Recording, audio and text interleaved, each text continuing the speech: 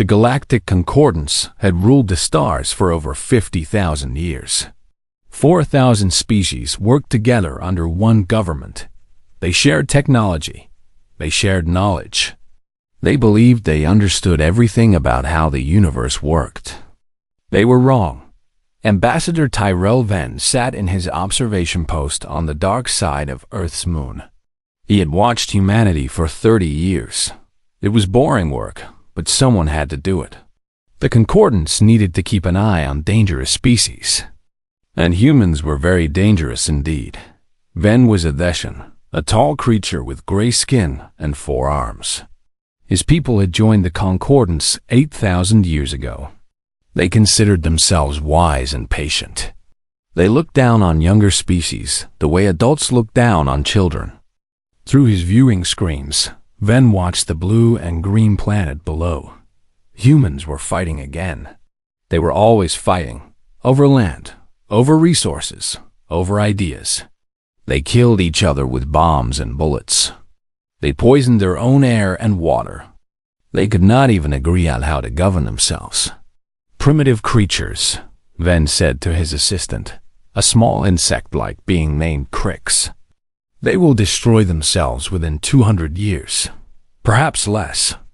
Crix clicked in agreement. The Observation Bureau's prediction models say 150 years. They are advancing too fast. Their weapons grow stronger, but their wisdom does not. Venn nodded slowly. This was the pattern. The Concordance had seen it many times before. Young species discovered fire. Then they discovered the atom. Then they discovered how to split it. And then they burned. Humanity would be no different. The next day, Venn traveled back to the Concordance capital world. It was a planet called Nexus Prime, located at the very center of the galaxy. Billions of beings lived there. Thousands of species walked its streets. Great towers reached up into purple skies. Vhn entered the council chamber. It was a massive room shaped like a sphere. Representatives from every member species floated. In gravity seats, arranged in rings around a central platform. Venn took his place and prepared to give his report. Honored representatives, he began. I bring news from the Sol system. The species known as humans continues to develop. They have achieved basic spaceflight. They have landed on their moon. They have sent probes to nearby planets. Murmurs filled the chamber. Some representatives looked concerned. Others looked bored. However, Venn continued, they remain trapped by their own nature. They fight constant wars. They waste resources. They show no signs of unity. Our models predict extinction within 2 centuries. A large reptilian creature spoke up. This was High Councilor Dreth, leader of the Kaviri Dominion. His scales were dark red, and his eyes were cold. Why do we waste time watching these animals? Dreth asked. If they are dangerous, we should destroy them now. If they are harmless, we should ignore them. Venn shook his head. The Concordance does not destroy species, High Councilor. We observe. We wait. We let nature take its course. Then what do you recommend? Venn had prepared for this question. He raised his upper arms and addressed the full council. I recommend the isolation mandate. We quarantine the Sol system. No contact, no trade, no intervention of any kind. We place warning beacons around their space. Any Concordance ship that enters will be punished. We leave humanity alone and let them follow their path. The council voted. The decision was nearly unanimous. Only a few young species objected. They said it was cruel to abandon an entire civilization. They said humanity deserved a chance. But the old species knew better. They had seen too many aggressive races burn themselves out. Helping such creatures only delayed the inevitable. Better to let them destroy themselves quickly. It was more merciful that way. The isolation mandate passed. Warning beacons were placed around the Sol system. Messages were broadcast in all known languages. Stay away from Earth. Do not make contact.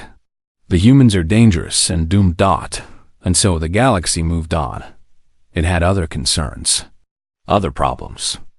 Humanity was just another failed experiment, another dead end. They would be forgotten soon enough, but there was something the Concordance did not know. Something that would have terrified them if they had discovered it. The humans were listening. Deep beneath a mountain on Earth, a secret facility hummed with activity. Men and women in uniform sat at computer screens. They were the best scientists and code breakers humanity had to offer. And they had been working on a very special project for 20 years. The project was called Echo. Its purpose was simple. Listen to the stars dotted first. They heard only static, noise, random signals that meant nothing. But then, slowly patterns emerged. Language emerged.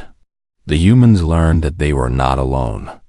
They learned that thousands of species lived among the stars. And they learned what those species thought of humanity. Colonel Sarah Chun read the translated messages with cold eyes. She was the director of Echo. She had given her life to this project. Now she understood why the stars had always been silent. They were not silent. The galaxy was full of voices. Those voices had simply decided that humanity was not worth talking to. Chun stood before a room of generals and politicians. World leaders from every nation watched through video screens. For once, humanity was united. Fear and anger had done what nothing else could. They have quarantined us, Chun said. They have decided we are too dangerous and too primitive. They believe we will destroy ourselves. They are waiting for us to die. The room was silent. Some faces showed fear. Others showed rage. What do we do? The American president asked. Chun looked at the screen showing the stars. Somewhere out there, aliens were laughing at humanity. They thought humans were stupid. They thought humans were weak. They thought humans would burn. Chun smiled, but there was no warmth in it. We let them believe it, she said. We let them think we are killing ourselves. We hide our true progress. We build in secret. We prepare. Prepare for what? Someone asked. Chun turned to face the room. Her eyes were hard as stone. They have made a judgment about us. They have decided our fate without asking us. Without knowing us, they looked at humanity and saw animals. She paused. We are going to show them how wrong they were, but not yet. First, we wait. We grow strong. We become something they cannot ignore. How long? The president asked. Chun thought about it. She thought about everything humanity would need. Ships, weapons, technology that could match species thousands of years more advanced. A few centuries, she said. Maybe less if we work hard. Our grandchildren's grandchildren will inherit the stars. And they will remember who tried to bury us in darkness. The meeting ended. Humanity began its secret work. And across the galaxy, the Concordance forgot about the small blue planet at the edge of nowhere. That was their first mistake. 300 years passed in the blink of a cosmic eye. The Galactic Concordance continued as it always had. Species traded with each other. Diplomatic missions traveled between stars. Occasional conflicts flared up and died down. Life went on. No one thought about Earth anymore. The quarantine beacons still floated in space around the Sol system. They still broadcast their warnings. But nobody listened. Why would they? The humans were probably dead by now, or close to it. But on the outer edges of concordant space, something dark was growing. The Kethviri Dominion had always been different from other species. They were conquerors by nature. Their ancestors had been predators, large reptiles that hunted in packs across swampy worlds. Evolution had made them strong and cruel. They respected only power. They understood only force. For centuries, the Kethviri had played nice with the Concordance. They followed the rules. They attended council meetings. They pretended to be civilized. But inside, they were hungry. High Commander Severeth stood on the bridge of his flagship, the Crimson Fang. It was the largest warship in the HFY fleet, 2 kilometers of armor, weapons, and engines. Around it floated 200 more ships, destroyers, cruisers, carriers filled with firecraft. It was the most powerful military force in the Outer Rim, and it was all his to command. Severus was old for a HFY. His scales had turned from bright red to deep crimson. Scars covered his body trophies from 100 battles. He had conquered 12 worlds in his lifetime. He had crushed rebellions. He had burned cities. He was a legend among his people, but he was not satisfied. "The Concordance grows weak," Severus said to his officers.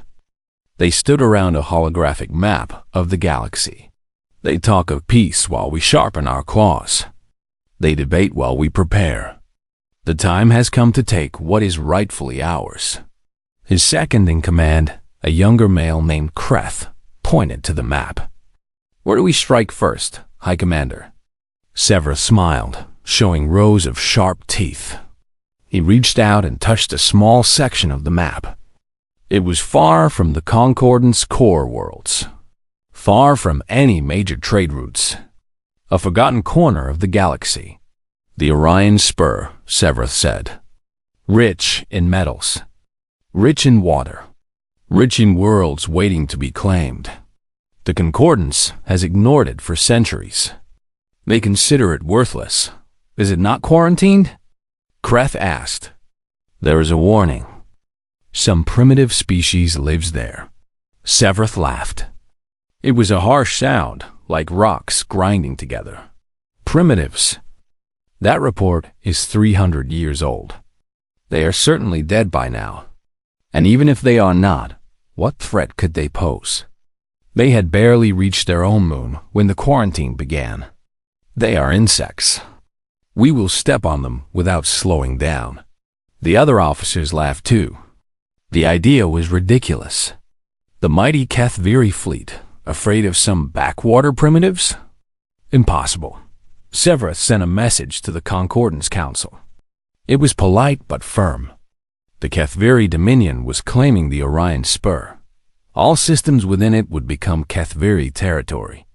Any objections could be filed to proper diplomatic channels. The Council objected, of course. They sent stern messages. They threatened sanctions. They demanded meetings and negotiations. Severus ignored them all. What will they do? He asked his officers. Send their peacekeeping fleet? Those ships have not fired a weapon in 1,000 years. Their crews have never seen real combat. We are warriors. They are merchants and diplomats. They will complain, and then they will accept reality. He was right. The Concordance complained loudly for several weeks. Then they grew quiet. Other matters demanded their attention. The Orion Spur was far away. Let the HFY have it. It was not worth a war. The HFY fleet jumped to faster than light speed. 200 ships crossed the vast empty spaces between stars. It took them 6 weeks to reach the edge of the Orion Spur. Severus stood on his bridge, watching the stars return to normal points of light. His fleet had arrived. Before them lay dozens of unclaimed systems. Worlds full of resources. Moons rich in rare elements dot, and somewhere ahead, a small blue planet that needed to be dealt with. Set course for the Sol system, Severus ordered. We will handle the primitives first. A quick strike to clear the way. Then we can begin mining operations without interference. The fleet moved forward. Sensors reached out across the darkness, searching for threats. They found nothing. No ships, no stations, no defense platforms. Just empty space and distant stars. Kreth reviewed the old Concordance data on humanity. They had nuclear weapons, he reported. Basic fusion reactors. Chemical rockets. Nothing that could threaten our shields. Good, Severus said. This will be simple. We will glass their main cities from orbit. A few hours of bombardment should kill most of them. The survivors can be enslaved for the mines. The fleet passed the old quarantine beacons. Severeth ordered them destroyed. They exploded in brief flashes of light. "No more warnings needed," Severeth said. "The Kethviri are here now." They were 3 days from Earth when the transmission arrived. It came on Kethviri military frequencies. It used Kethviri encryption, and it was spoken in perfect Kethviri language with the accent of the noble class. "Attention, unidentified fleet. You have entered restricted space. You were not invited. Leave now or do not leave at all." Severus stared at the communication screen in shock. His officers looked equally confused. "That is impossible," Kreth said. "How do they know our language? How do they have our codes?" Severus shook off his surprise. He refused to show fear in front of his crew. "A trick," he said firmly. "Perhaps some Concordant spy placed a warning device. Or perhaps the primitives captured old Kethviri transmissions and learned to copy them. It does not matter. We are 200 warships. Nothing can stop us." He opened a return channel. "This is High Commander Severeth of the Kethviri Dominion. We do not take orders from primitives. Your world belongs to us now. Surrender, and some of you may live as slaves. Resist, and you will all die." There was a long pause. Then the voice returned. It sounded almost amused. "Primitives.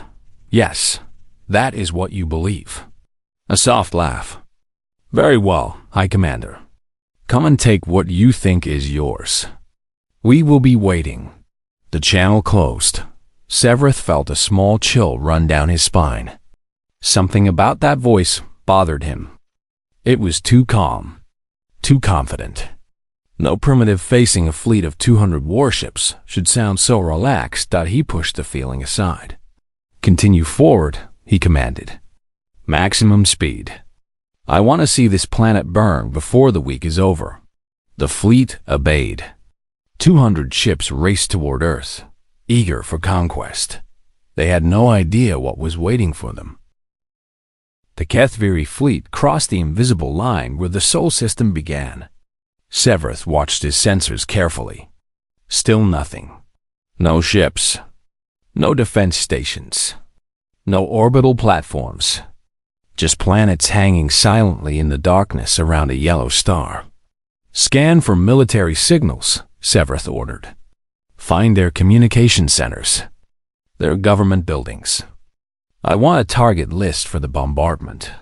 His sensor officer worked the controls. After a few minutes, she looked up with confusion on her face. "High Commander, I am detecting very little electromagnetic activity from the third planet." "What do you mean?" "Radio signals are minimal. There are no satellite networks. No orbital stations. The planet appears quiet." Severeth frowned. This was strange. Even primitive civilizations made noise. They broadcast signals. They filled space with their chatter. But Earth was almost silent. "Perhaps they have already destroyed themselves," Kreth suggested. "The Concordance prediction may have been correct." "Perhaps," Severeth said slowly. But something felt wrong. That transmission earlier had been real. Someone was alive down there. Someone who spoke perfect Kethviri. The fleet moved deeper into the system. They passed the outer planet's gas giant circled by frozen moons. They passed a belt of asteroids. They approached the inner worlds, and then the stars began to move. At first, Severeth thought his eyes were playing tricks. Some of the stars in the distance seemed to shift position. He blinked and looked again. More movement. Points of light that had been still were now sliding across the darkness. "What is happening?" he demanded. "Report." His sensor officer's scales had gone pale. Her claws shook as she worked the controls. "High Commander," she said, her voice barely a whisper. "Those are not stars." The points of light grew larger and larger. The darkness of space itself seemed to ripple and change. Shapes appeared where nothing had been before. Hundreds of them. Thousands of them, ships, they emerged from nothing like ghosts stepping out of shadow. They had been hiding using some technology that Severeth had never seen. Invisible, undetectable, waiting. The bridge crew stared at their screens in stunned silence. The sensor display filled with contacts. Red dots appearing everywhere. Behind them, above them, below them. On all sides. Counting contacts, the sensor officer said. Her voice cracked. 2,000. 3,000. 5,000 ships and counting. Severeth felt his heart beating faster. This was impossible. The primitives had barely reached their moon 3 centuries ago. They should not have a dozen ships, let alone thousands. But the numbers were not the worst part. The worst part was the size. HFY warships were the largest in the known galaxy. The Crimson Fang was 2 kilometers long. It had taken decades to build. It was a symbol of HFY power. The smallest human ship on the sensors was bigger. Those cruisers, Kreth said, pointing at the screen. They are 5 kilometers long. The battleships behind them are 10. And that thing in the center. Severeth looked at the central contact. His blood turned cold that it was not a ship. It was a moving moon. The human vessel at the heart of the formation was over 100 kilometers across. It bristled with weapons that Severeth's computers could not identify. Strange symbols were painted across its hull, and in letters large enough to see from space, a name, Owens Remember. This is not possible, Severeth whispered. This cannot be real. His communications officer spoke up. Aye, Commander, we are receiving a transmission. Put it through. A human face appeared on screen. It was a female with dark hair and calm eyes. She wore a military uniform covered in medals. Behind her, Severeth could see a bridge filled with advanced technology. Screens and controls that looked nothing like primitive equipment. Hi, Commander Severeth, the woman said. I am Admiral Yuki Tanaka of the United Earth Navy. Welcome to our solar system. Her voice was polite, friendly, even, as if she were welcoming a guest to a party. Severeth tried to speak. His throat was dry. He forced the words out. How? How is this possible? You were primitives. You were quarantined. You should be dead. Admiral Tanaka smiled. It was not a warm smile. Ah, yes. The quarantine. We know all about that. We listened to your concordance debate our fate. We heard them call us dangerous animals. We watched them decide to leave us alone until we destroyed ourselves. She leaned forward slightly. We found that very motivating. Severeth's mind raced. He needed to think. He needed to find a way out of this trap. His fleet was surrounded. The humans had overwhelming numbers and size. But perhaps he could bluff. Perhaps he could threaten. The HFY Dominion will not be intimidated, he said, trying to keep his voice steady. Attack us, and our empire will send 1,000 more fleets. We will burn your world to ashes. Tanaka did not look impressed. Your empire has 47 battle groups, she said calmly. We have been watching them for over 200 years. We know where they are. We know their capabilities. And I promise you, High Commander, if any of them come here, they will receive the same welcome you are about to receive. What do you mean? I mean you are still here. Tanaka tilted her head. I told you to leave. You did not listen. That was your choice. She straightened in her chair and spoke a single word. Begin. The human fleet opened fire. Severeth barely had time to scream an order before the universe turned white. Beams of light that bent gravity itself tore through HFY shields like paper. Missiles appeared inside ships, bypassing armor completely, and exploded from within. Energy weapons that existed outside normal physics burned through hulls in seconds. The HFY fought back. They launched their own weapons. plasma lances, kinetic rounds, torpedoes. Nothing worked. Human shields absorbed everything. HFY weapons that could crack moons splashed harmlessly against barriers of force. It was like throwing stones at a mountain. Around Severeth, his fleet died. Ships that had conquered worlds exploded like firecrackers. Carriers broke apart. Destroyers vanished in flashes of light. The greatest military force in the Outer Rim was being swatted away like annoying insects. The battle lasted 16 minutes. When it was over, 194 HFY ships were destroyed. The remaining 6 drifted without power. Their crews either dead or captured. The Crimson Fang was among the survivors. Severeth lay on the floor of his ruined bridge. Smoke filled the air. Emergency lights flickered. He could hear the groaning of damaged metal. His flagship was crippled, helpless. A sound made him look up. Boots on metal. Human soldiers were boarding his ship. They moved through the smoke like ghosts, their weapons raised. Their faces showed no fear, no anger. They looked almost bored. Severeth was dragged to his feet and brought before Admiral Tanaka. She stood in the ruins of his command center, surrounded by human marines. 200 ships in 16 minutes, she said quietly. Your Dominion should have sent more. Severeth had no response. His pride was shattered. His fleet was gone.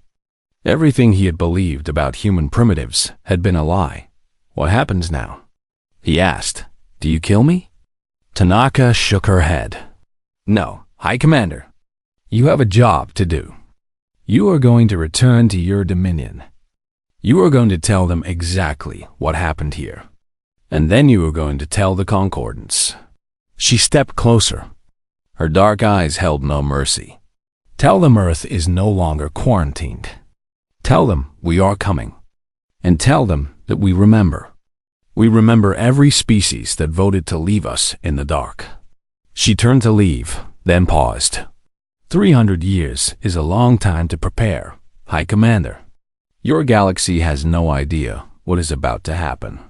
Severeth was thrown into an escape pod and launched into space. Behind him, the wreckage of his fleet drifted among the stars. The humans let him go. They wanted him to deliver their message. The escape pod drifted through the darkness of space. Inside, High Commander Severeth sat alone with his thoughts. His fleet was gone. His crew was dead or captured. Everything he had known about the universe had been proven wrong.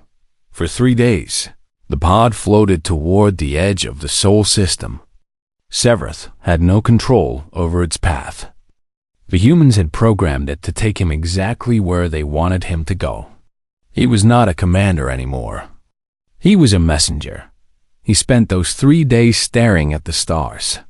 Somewhere behind him, that impossible fleet still waited. Thousands of ships, weapons that broke the laws of physics. And at the center, that massive battleship with the name painted across its hull. Remember. What did they remember? Severeth thought he knew. They remembered being judged, being dismissed, being left alone to die. 300 years of isolation, and they had used every moment to grow stronger. On the 4th day, a HFY patrol ship found his escape pod. They brought him aboard, shocked to see their legendary High Commander alive. Severeth said nothing. He demanded to be taken home immediately. The journey back to the HFY homeworld took 2 weeks.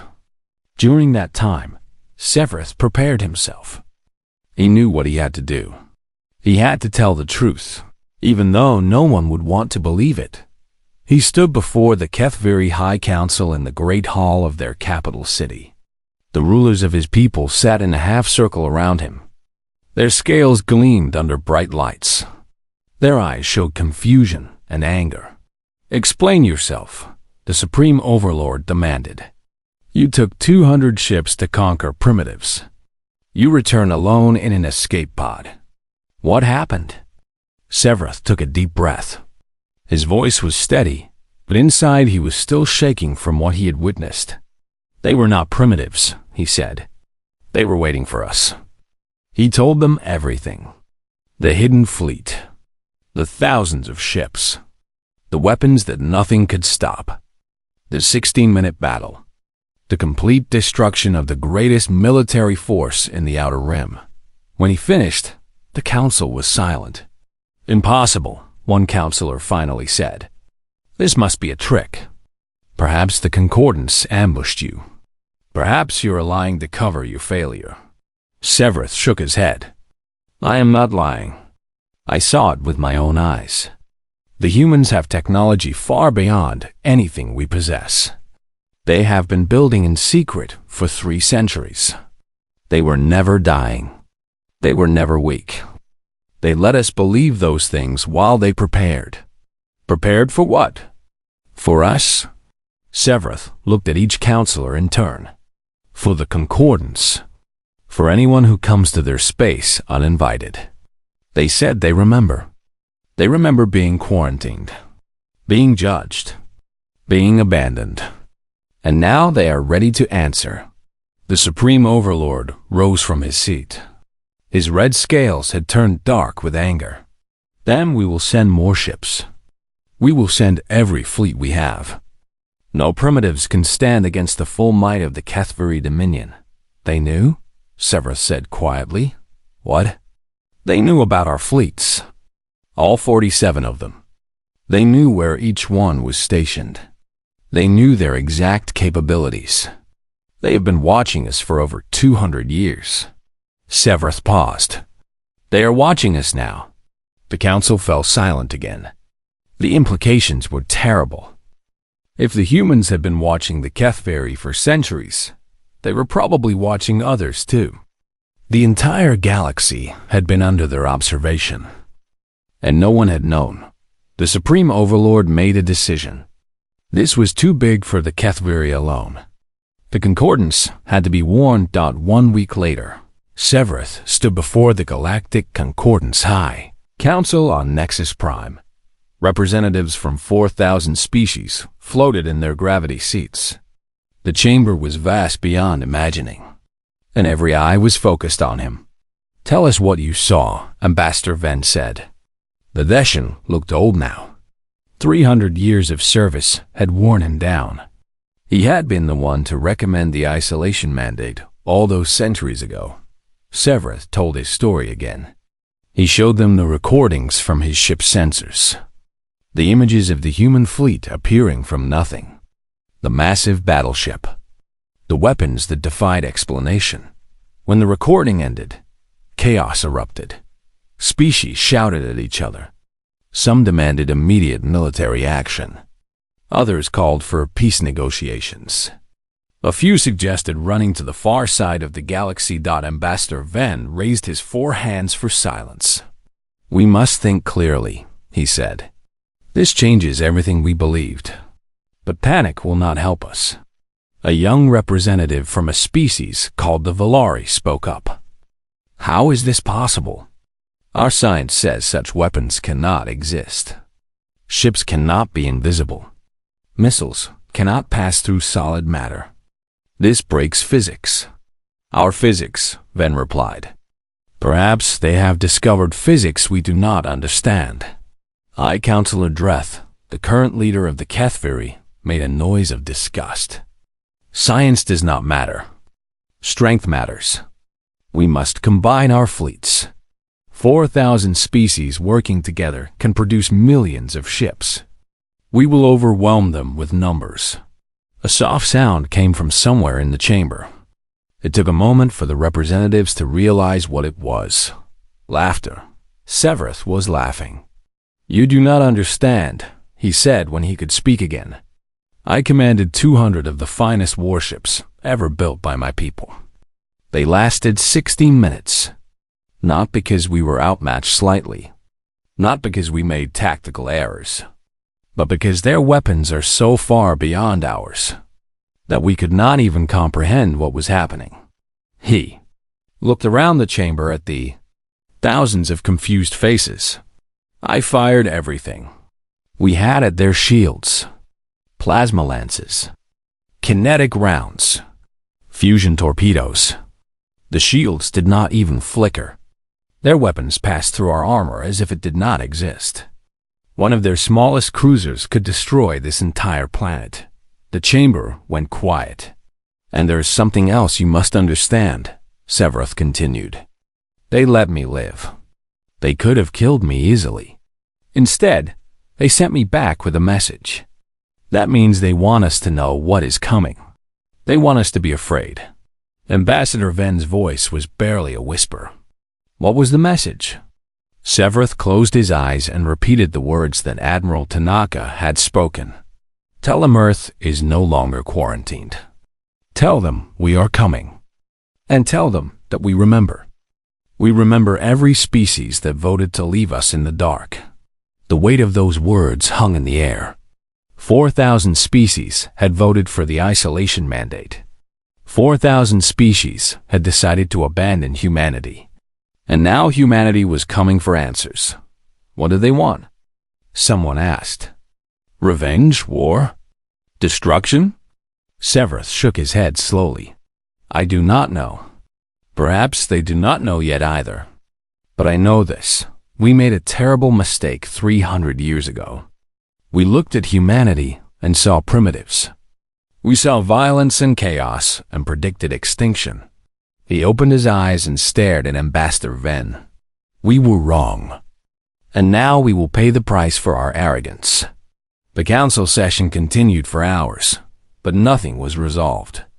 No one knew what to do. The galaxy had never faced a threat like this. They had never imagined that a quarantined species could become so powerful. As Severus left the chamber, he heard the sound of a new transmission being broadcast across all frequencies. It reached every world, every ship, every station. A human voice spoke in hundreds of languages at once. "Humanity extends greetings to the Galactic Concordance. We believe it is time we had a proper introduction." The message ended, and across the galaxy, 4,000 species realized that their universe had changed forever. The message from humanity echoed across the galaxy like a thunderclap. Every species heard it. Every world trembled. The primitives were coming, and no one knew what would happen next. Ambassador Ven sat alone in his quarters on Nexus Prime. He had not slept in 3 days. He kept watching the recording from Severus' ship over and over again. The human fleet. The impossible weapons. The battleship called Remember. He was afraid, but not for the reasons others might think. Ven was very old now. He had been the one to recommend the isolation mandate 3 centuries ago.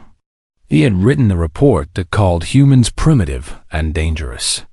He had convinced the council to abandon them. And now he understood the terrible truth. The humans had not developed their technology in 300 years. That was impossible. Even the most advanced species in the Concordance could not build such weapons in such a short time, which meant the humans had already possessed that technology before the mandate. They had been hiding it all along. Ben thought back to his observations of Earth. The wars, the conflicts, the apparent chaos. He had assumed it was a sign of primitive nature. But what if it was something else? What if humans had been putting on a show for their watchers?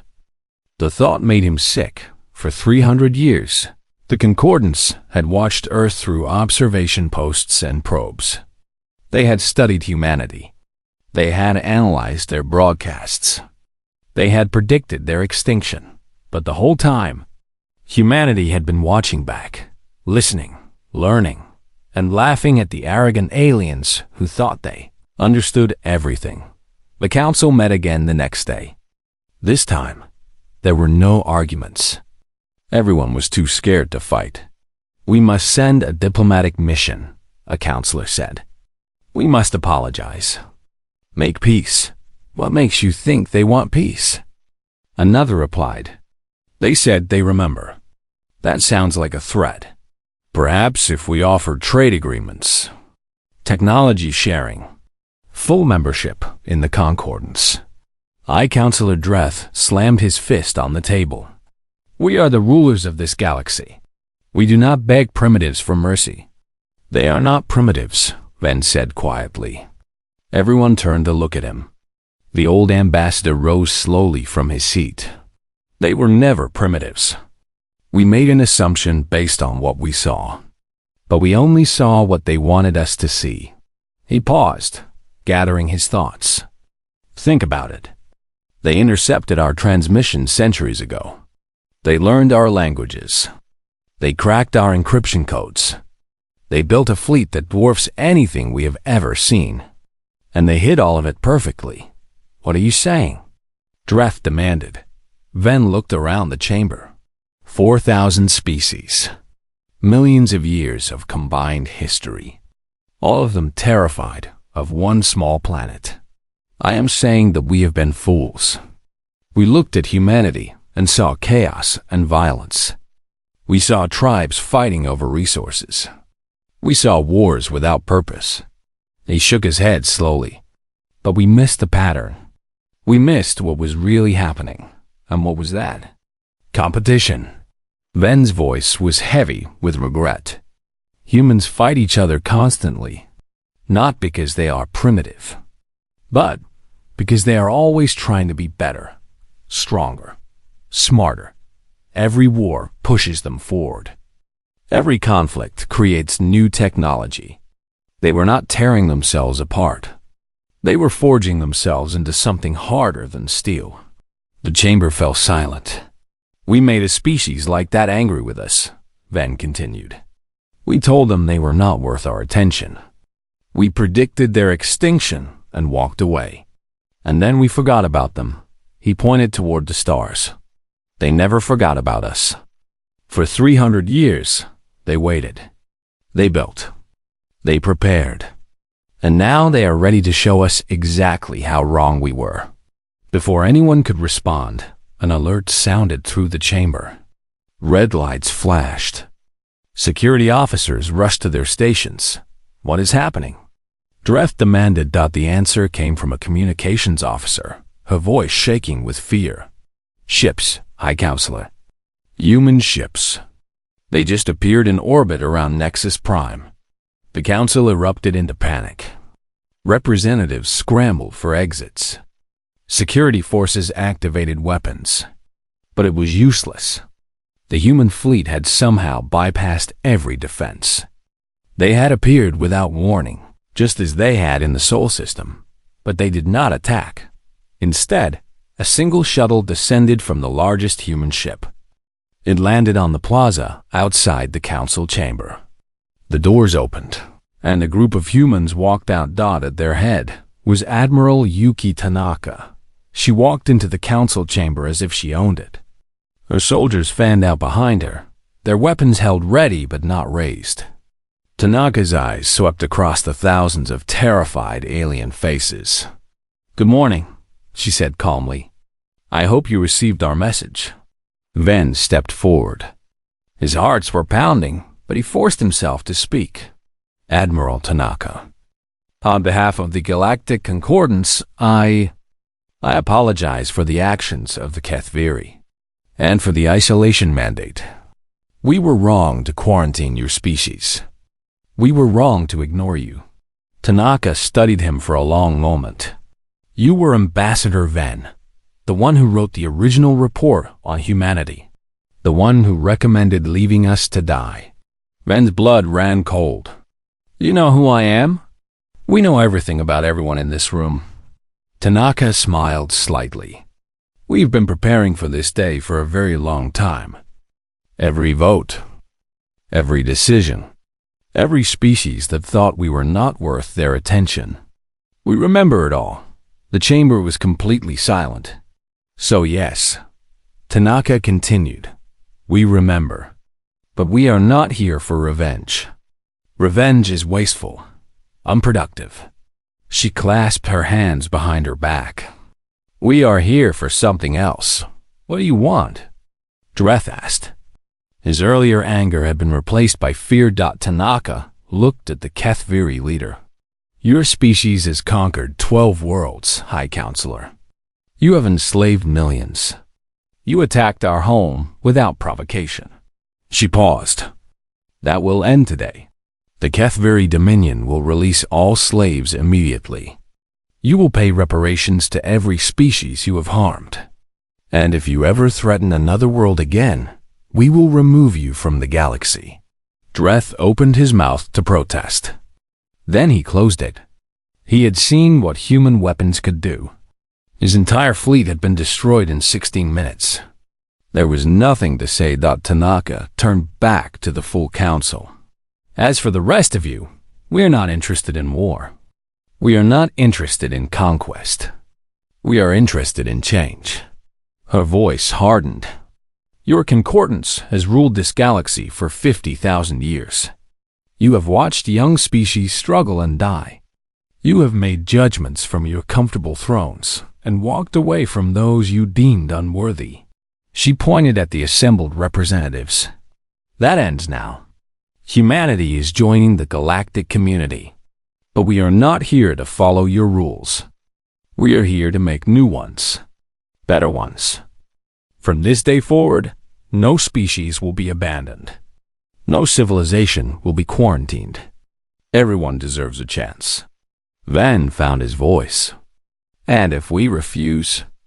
Tanaka's smile faded. "You saw what happened to the Kethviri fleet. You have seen our ships in your orbit. You know what we are capable of." She tilted her head. "But that is not why you will agree. You will agree because deep down, you know we are right. Your system has failed. It is time for something new." She turned and walked toward the exit. At the doorway, she paused and looked back. "You looked at humanity and saw monsters, primitives, animals to be avoided." Her dark eyes swept across the chamber one final time. "You were wrong. We are not monsters. We are survivors. And now we are your partners, whether you like it or not." She left. Her soldiers followed. The shuttle lifted off and returned to the fleet. The human ships remained in orbit around Nexus Prime, a silent reminder. A promise of things to come. Ambassador Ven sank back into his seat. His body felt old and tired. But for the first time in centuries, he also felt something else. Hope. Perhaps the humans were right. Perhaps the galaxy did need to change. And perhaps the species that everyone had dismissed as primitive were exactly the ones to lead that change. He looked up at the stars. Somewhere out there, the remembers still waited. 100 kilometers of human determination. They had been trapped in the dark for 300 years. Now they were ready to share their light. The galaxy would never be the same.